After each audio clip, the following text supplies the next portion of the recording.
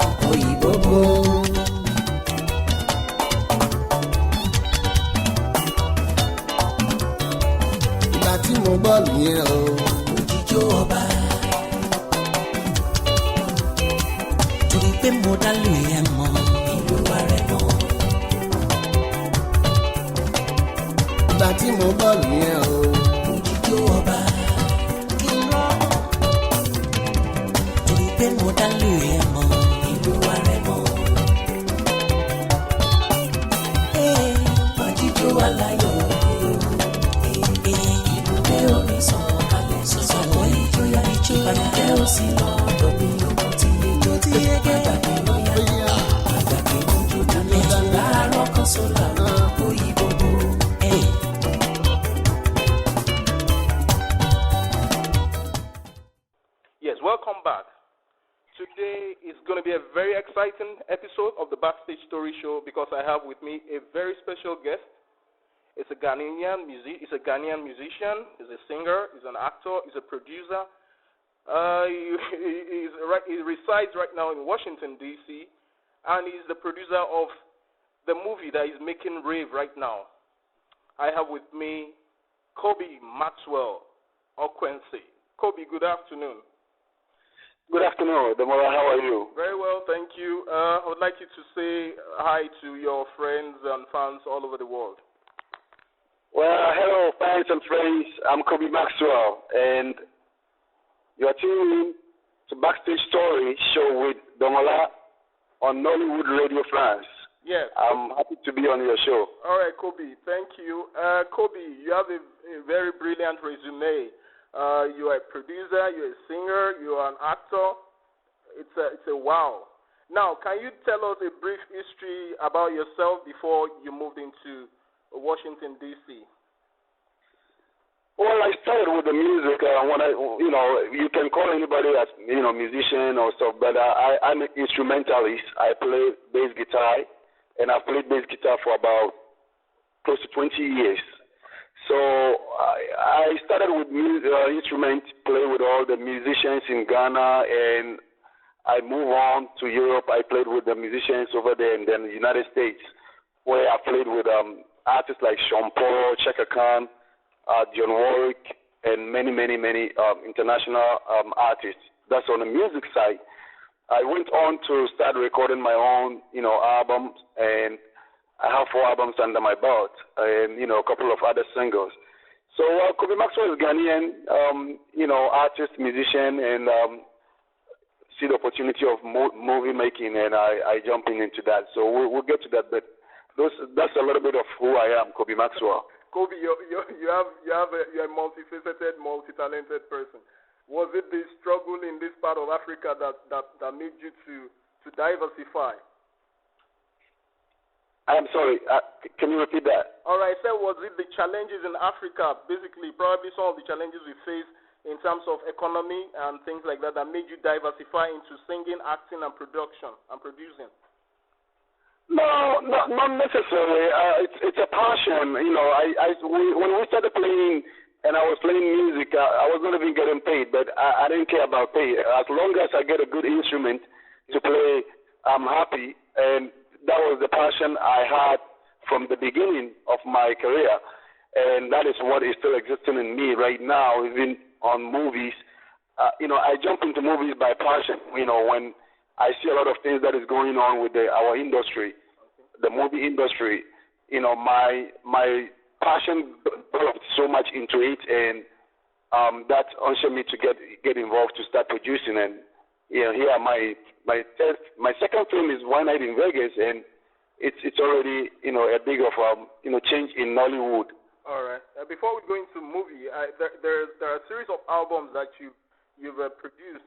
Praise the Lord, Flying with the Lord, I'm Aware, Step to the Top, Hope Alive, the movie soundtrack, then Busted Life movie soundtrack, then you have the Paparazzi Eye in the Dark, that movie soundtrack. You composed all these songs. You're such a gifted person. What challenges did you face in the music industry? Before we talk about movie, in the music industry, what challenges did you face in achieving these feats that you were able to perform? Well, one challenge is definitely having you know, I mean, when people get to discover my work and my music, they are surprised at why they never heard of this music and stuff. And that is some part of the challenges that when you're in the diaspora, where you really don't, you know, have the media on your back, especially like us in America. All my albums were produced in the U.S., and we don't have the media to promote it, so people don't really get a good chance to hear it. And, you know, it's sad that, you know, I have more than 30 songs that I have released on 3 or 4 albums, gospel to contemporary high life, and now Afropop, the Do It album. So those are the challenges that I wish, you know, people could really hear our music in the diaspora. So they will know a lot of what we are doing there and what we do, you know, in our community there in the diaspora level. So for me, those are the challenges I have experienced of my work, getting it out there, and releasing it out there. All right. Yeah. Besides that, okay. You're Gollywood. You're star in Gollywood. Gollywood, Nollywood. Which do you prefer? Would you say Gollywood is a stamp on Ghanaian movie, or would you say Nollywood represents the whole of Africa? I personally think this whole Gollywood, Lollywood, and Camwood, all of that really don't necessary. I personally feel that, you know, we are Africans. Nollywood started and made a big name and a big umbrella. Nigeria is a huge market for this, you know, our industry. And I just don't think that it's necessary for all of us to start creating, you know, another Woods. Another Wood. Anyway. I personally believe that, you know, even you know, Nollywood, or if you even identify Nigerian movie industry, it's African movies, and if we all can really be united under one root, which it could be Afro root, which is African movie industry, it will be better. So I don't really subscribe to all the different woods. I'm not Gollywood. I'm African movie, and I'm under Nollywood. You are African wood now. All right. Now, before we talk about your latest movie, Paparazzi Eye in the Dark, what was that movie about? You were the producer and your main actor, co-starring Van Vicker, Chidi Chikeri, and Cyril Law, Chet Anekwe. Paparazzi Eye in the Dark. You want to say something about Paparazzi Eye in the Dark? Yeah, Paparazzi is still very interesting. It's my first baby, and you know, I'm still very, very attached to Paparazzi. Being a producer for that movie, which was my first time producing a movie with you know, such a stars in the movie, and also shooting out of state, out of my home state. There was a lot of challenges, but like I said, I do things with passion, and I no matter how the challenges are, I definitely use my passion and follow my heart and how I want it to be done, and go all out to make it happen. And playing as an artist in the movie as well, it was even another challenge. But you know, like I said, when you have a passion on something, you don't see the circumstances and difficulties. You always deliver and get it to the dead end. So I believe that's what paparazzi became what it is once award, and it was a really a new era. Nollywood started coming in a different level, and paparazzi was one of those movies that really set that bar. All right. And that was my first movie actually. Oh. Listeners, have been speaking with KOBY Maxwell Okwensi, the Ghanaian musician, singer, actor, and producer. I'll be right back after this short break.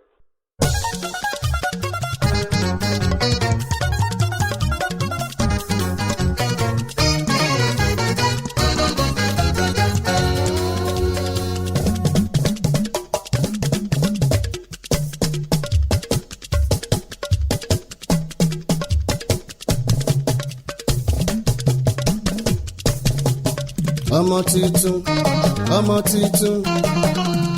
tuntun jòjòló kó àbọ̀ sílé ayé. Ọmọ tuntun jòjòló kó àbọ̀ sílé ayé.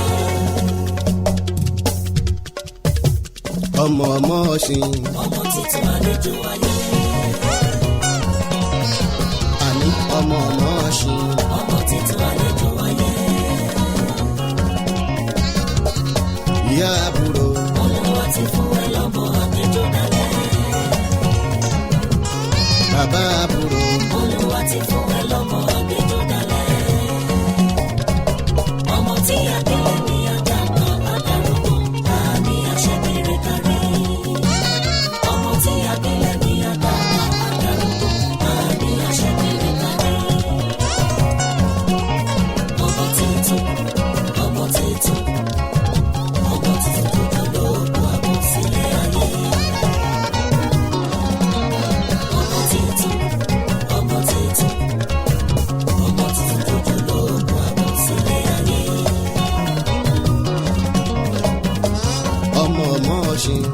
tuntun àlejò ayé. Mo ní ọmọ ọ̀sìn. Ọmọ tuntun àlejò ayé. Ìyá àbúrò. Olúwa ti fún ẹ lọ́mọ àgbẹjọ́ dalẹ̀. Bàbá àbúrò. Olúwa ti fún ẹ lọ́mọ àgbẹjọ́ dalẹ̀.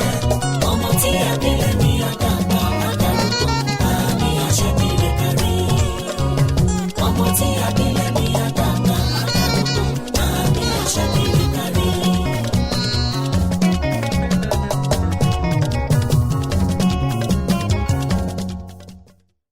Yes, KOBY, let's go to One Night in Vegas.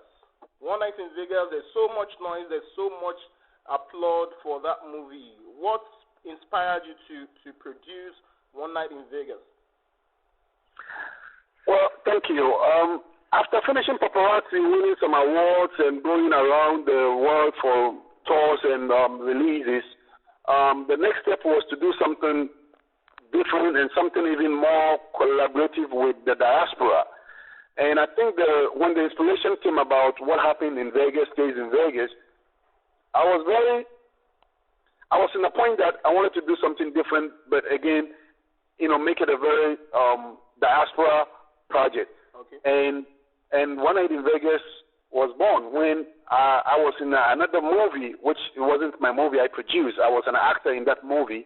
Okay. And on the way home, I have we actually in the car, and the commercial came in and saying about what happens in Vegas stays in Vegas, and I was very I was laughing at it, and I said, well, have anything happened in Vegas that did not stay in Vegas?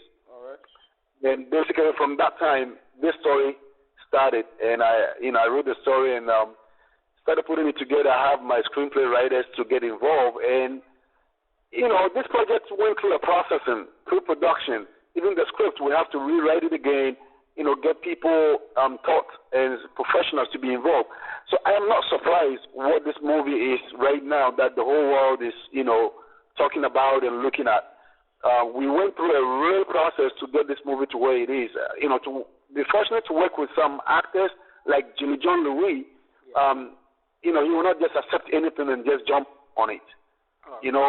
So there was so much process we went through for this movie to become what it is, and we will talk more further on your next question to that. All right. The One Night in Vegas. One Night in Vegas producing that movie, did it cost you a fortune? Because a lot of people believe that producing a movie with those kind of characters in that movie will actually mean it will cost you a fortune. Did it cost you a fortune? Yes, of course. Of course, it's you can have a quality movie or a quality actors, and it's going to come cheap. Yeah. I knew it, but I was determined to do the right thing. Okay. These actors came with a cost, and delivering it as well is a cost. So the budget for this movie is definitely a fortune, but I believe that people are looking for something like this. People are ready for something new. People wanna get something different from what they have experienced, and I know that they are willing to pay for it, even though it's hard to convince them. But I believe that people believe that when they see something and they can see that it's well done and it's more expensive of producing it, they will be willing to give in a little bit to support that.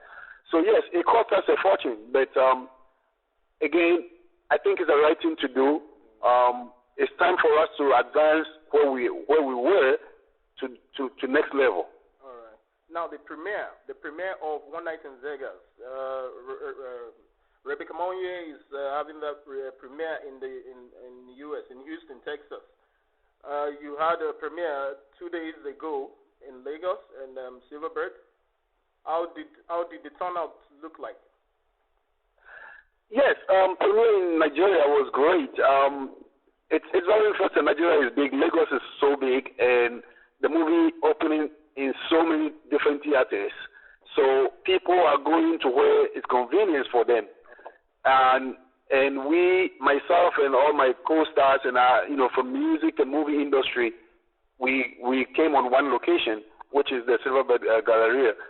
So the turnout was great. I mean, most of it, you have a lot of celebrities in presence, so definitely you're going to have a turnout. But I do know that all other theaters that opened the movie they have their own turnout there as well. But yeah, it was great, and I was very excited, seeing this movie playing on a big screen and having people, actors that are sitting there and enjoying and really admiring the movie. That was my excitement moment of the opening, the first night. Okay, as a stand-up producer in the movie industry, the evolution of movie in Africa, the movie production in Africa, what would you say? What's your take about it? Do you think it's evolving into something very good, or we're still far from it?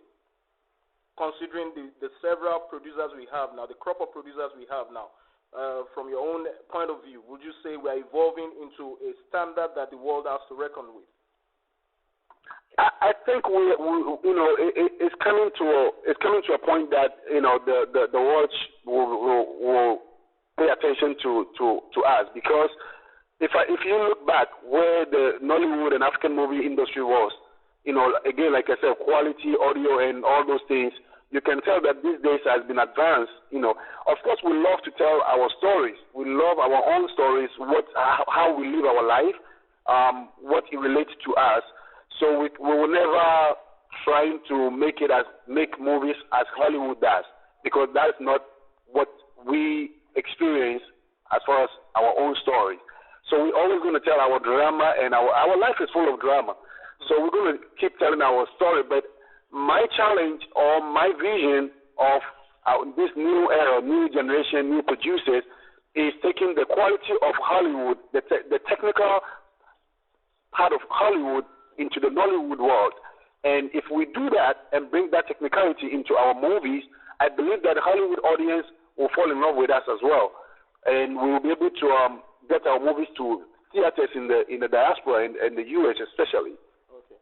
All right. One Night in Vegas premiere in Houston, Texas. The tempo is very high now. Excitement is so high.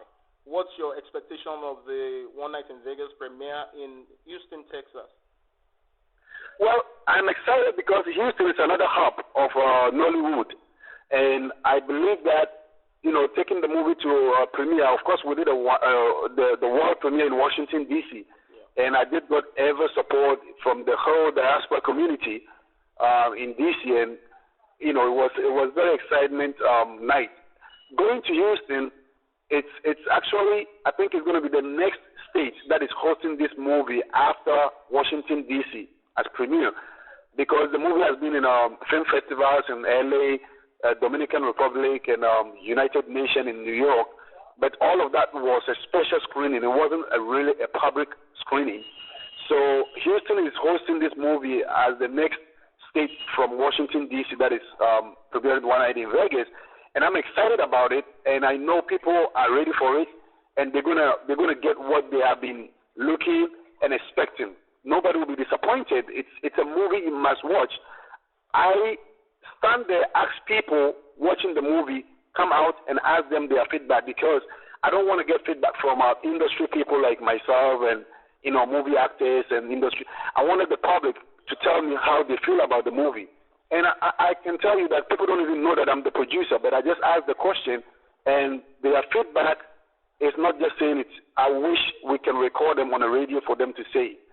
So I'm very excited, and I'm hoping that Houston will come out in numbers to enjoy this movie and see the next level and how much we have come from where we were, and to be inspired to other producers and all other people in the industry.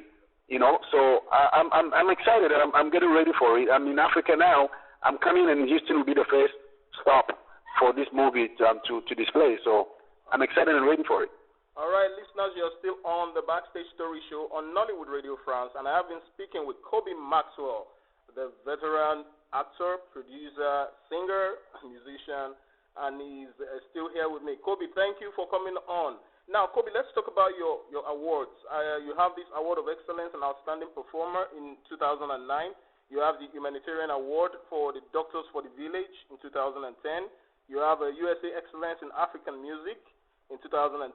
You have a Producer Achievement Award, Nollywood USA 2011. You have the Best Film in Diaspora in 2013. And you have the Favorite Male Artist in 2013. That's the NAFCA Award. All these awards, how did you feel when you were receiving them? Oh wow, you're a very, very good researcher. You find all this out? Okay, well, I'm humble and I'm honored that my work has been recognized like that. I don't really take award to be a boasting, but something that people recognize your work and they're awarding you. I'm humble and very grateful to those awards. The one moment is like the Doctors from Village Award was an award that I wasn't even expecting. I went into support to help a little kid that needed surgery, and they are raising fundraising for a little kid that brought from Ghana with Doctors from Village, and I'm an artist, I'm supposed to get paid, but they said they don't have money to pay me, and I said, it's okay, I will come and support this little kid that is in need. She's in need, and after going there to perform as an artist, pour my heart and perform for the fans, and they raised money to be able to help this little kid. I was very touched about the whole story, and after that, they awarded me of my, it's amazing, that touches me a lot. And the last award I received from Nollywood and African Film Critics Festival, Nollywood USA, NAFCA. This is award that the public are voting. It's not like people have selected you to win awards. Public voting, and the public voted for me. I was very touched and I was humble for it that they have recognized what my work has been and what I've done for past. And recommended me to win that award. That prize was also something that really touched me, and I appreciate God for that. So it's all to God be the glory. This is we work hard, and when you recognize, you have to be thankful. All right. Getting someone like Sir Betting to be on One Night in Vegas. Actually, you said it costed you money, and you were all out for it. Now You want to give us a background? You have the first child among 6 children. Is that right? Yes.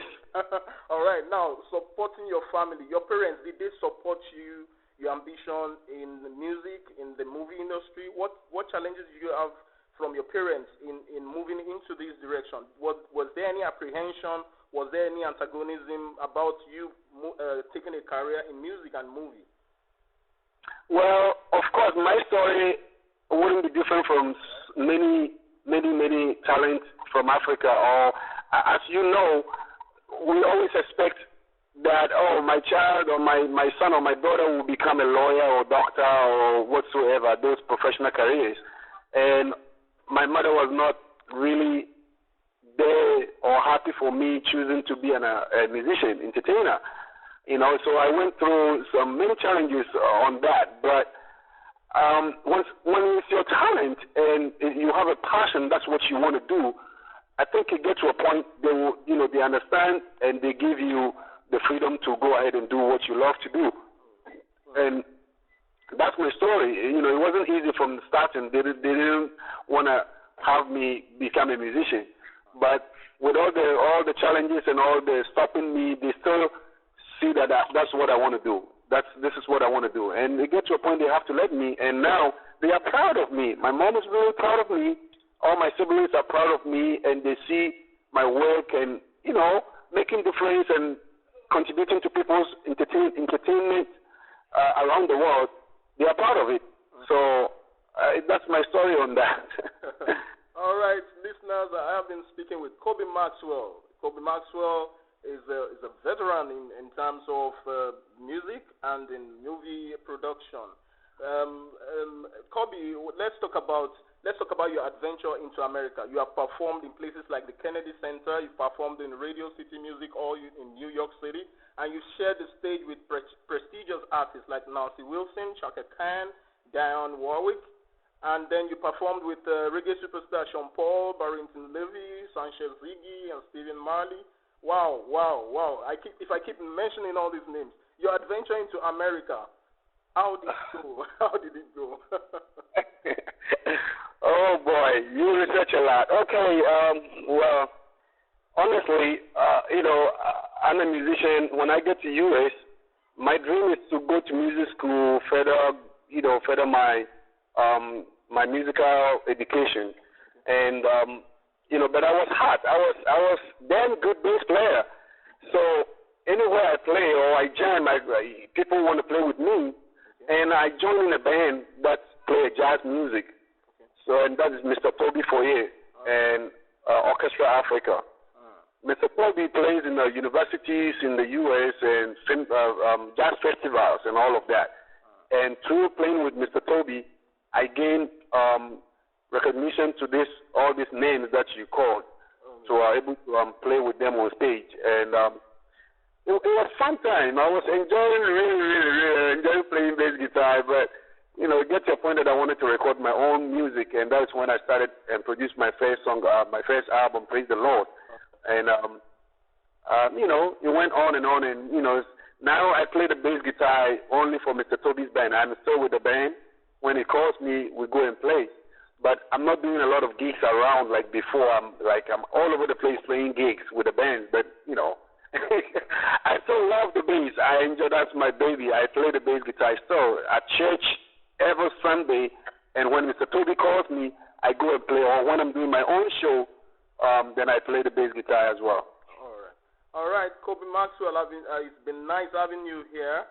KOBY, what message do you have for all your fans? You have a lot of fans, I won't lie to you. You have a lot of fans in Nigeria and in Ghana and in diaspora, particularly in the U.S. too, all Africans in the U.S. and in other parts of the world. What is your message for your fans?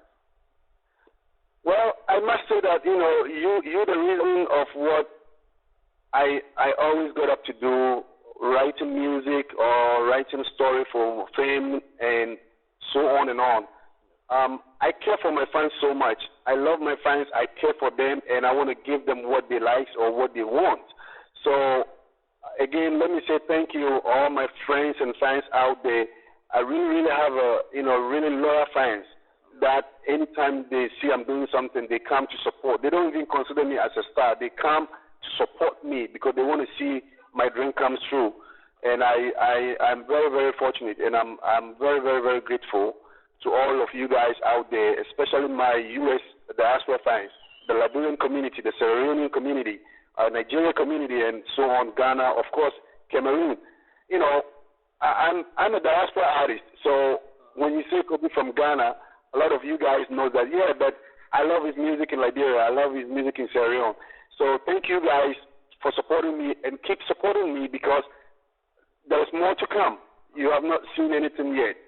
So thank you guys out there. I appreciate it, and keep liking all the work I'm doing, and share the words of my work out there. Yeah, Koby says there's more to come. Koby, we're expecting more from you. Now, Koby, on a final note, what advice do you have for producers, you know, doing wishy-washy jobs? You know, I need you to advise the producers, movie producers, and people of that category. Well, thank you for that, and I wouldn't say that it's easy. It's a tough journey. If you decide to produce a film, I know, you know, it's not easy thing to really get yourself involved.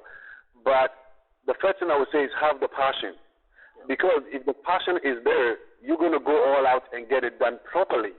You know, don't cut corners. Don't think, oh, it's, you know, sometimes it's not everything about money. Sometimes, you know, you look at it and you feel that it's expensive, I can't afford to do X, Y, Z. But my advice for you is, if the passion is there to do it and get it done, somehow God will give you a grace and, you know, somehow a favor to get it done without costing you as much as it should cost you. That's my own story, you know, because, yeah, it did cost me with a lot of stuff I've done, but not all of it that I paid for. Some of it I got a favor, and just because the passion is there. Like, for example, going to Las Vegas to shoot there, you know, it wasn't easy, or you can think of it like, oh, I'm going to shoot in Las Vegas. I'm going to use helicopter to shoot in Las Vegas. But I had the passion. I wanted to do it that way. And when we made that decision to go to Las Vegas, everything that we need, you know, came on our way to make it happen. So my advice for you as producer is determine to do it right. Make sure you want to do it right. And make sure you go for it with boldness, and you will find a favor to do it right. It's time for us to take this industry to the next level and do it right. Right actors, right cinematographer, right editors, right soundtracks. Use real soundtracks, compose soundtracks that fit into your movie. You know, we watch the movies and you see that the scene itself, it doesn't collab with the music that is playing on the background, because, you know, we don't want to take percussions of all those little things, but all those matters. So I would advise you to try and do everything right, and if you do it right, it will go a long way. The film is it's for forever. People can still watch I Told You So, which is like ancient movies from Ghana, the Nigerian movie Diabolo, and all those new movies when it was produced, and I can still watch it today and enjoy it just because it was done properly. They put things, original content into it. So I would advise producers to try and maintain original content, and also it will actually gain you to have a distribution, because when they hear the movie and they know that it's original, things that is in the movie are original, they are not afraid to distribute to the theaters and DVD distribution for all these retailers. Right. So my advice for you is do it right, determine, and you will accomplish it. All right. This is still the Backstage Story Show on Nollywood Radio France, and I have been speaking with Maxwell Koby Okwensi. He is a producer, he's an actor, he's a singer, he's a musician, and he's based in Washington, D.C. He's also the producer of the film that has been making waves, One Night in Vegas. It has been premiered in Nigeria, and we are looking out for the premiere in Houston, Texas, with Rebecca Monye sometime later this year. Koby, it's nice having you on this program, and I really appreciate your time. Thank you very much. Thank you very much, Backstage, and keep on doing the great job you're doing from diaspora and spreading our talent and our work all over the world. Again, the movie is still in theaters in Nigeria. It's playing every day in all the major theaters. So if you haven't catch it up yet, it's not late. It wasn't just a night of premiere, but the movie keep playing, so it's still in the theaters. All right. Thank you. This is Demola Sanyaolu on the Backstage Story, and remember that you can download your Nollywood Radio France app on your mobile devices anywhere in the world. Simply go to the Google Play Store, search for the Nollywood Radio France show, download the app, and all our programs are live on your palm top, on your mobile device, and you're good to go. It's nice having you, and till we meet again on the next exciting episode of the Backstage Story Show on Nollywood Radio France. Keep good, stay well, stay out of trouble. Bye.